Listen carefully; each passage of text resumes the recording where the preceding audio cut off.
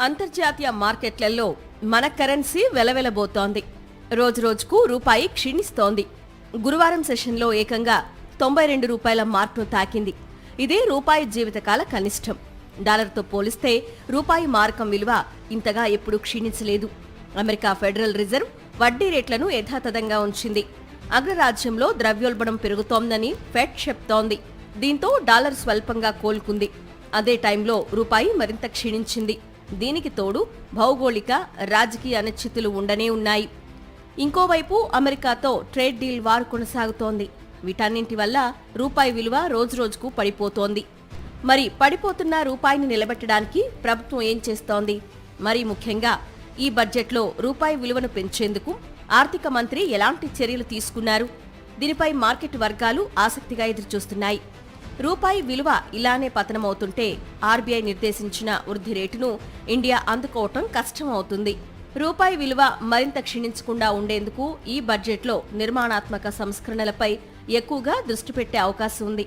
నేరుగా రూపాయి డాలర్ మారకాన్ని ప్రభావితం చేసేలా ఎక్స్పోర్ట్ పాలసీని ప్రకటించే అవకాశం ఉంది.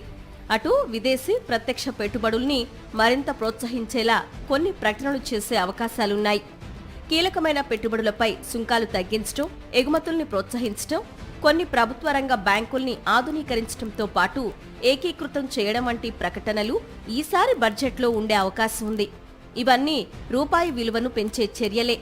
వీటితో పాటు అత్యంత కీలకమైన మధ్య తరహా పరిశ్రమలకు రాయితీలు, యువతకు ఉపాధి అవకాశాల పెంపు, గ్రామీణ జీవనోపాధి లాంటి దీర్ఘకాలిక లక్ష్యాల్ని కూడా బడ్జెట్లో ప్రవేశపెట్టబోతున్నారని తెలుస్తోంది. దీంతో పాటు భారత్, యూరోపియన్ యూనియన్ మధ్య కుదిరిన స్వేచ్ఛా వాణిజ్య ఒప్పందాన్ని వీలైనంత త్వరగా అమల్లోకి తీసుకురావాలని కేంద్రం భావిస్తోంది. ఇది క్షేత్రస్థాయిలో అమల్లోకి వస్తే రూపాయి విలువ నిలకడగా ఉంటుందని ఆశిస్తోంది. మరోవైపు విదేశీ పెట్టుబడులపై ఎక్కువగా ఆధారపడకుండా దేశీయంగా పెట్టుబడుల్ని మరింత ప్రోత్సహించేలా ప్రోత్సాహకాలు అందిస్తే రూపాయి విలువ స్థిరీకరణ సాధ్యమవుతుంది. దీంతో పాటు ప్రభుత్వ ఖర్చులు నియంత్రించుకోవటం, లోటు బడ్జెట్ను తగ్గించుకోవటం వంటి చర్యలు కూడా రూపాయిని బలోపేతం చేస్తాయి. ఈ దిశగా బడ్జెట్లో నిర్మలమ్మ ఏమైనా కీలక ప్రకటనలు చేస్తారేమో చూడాలి.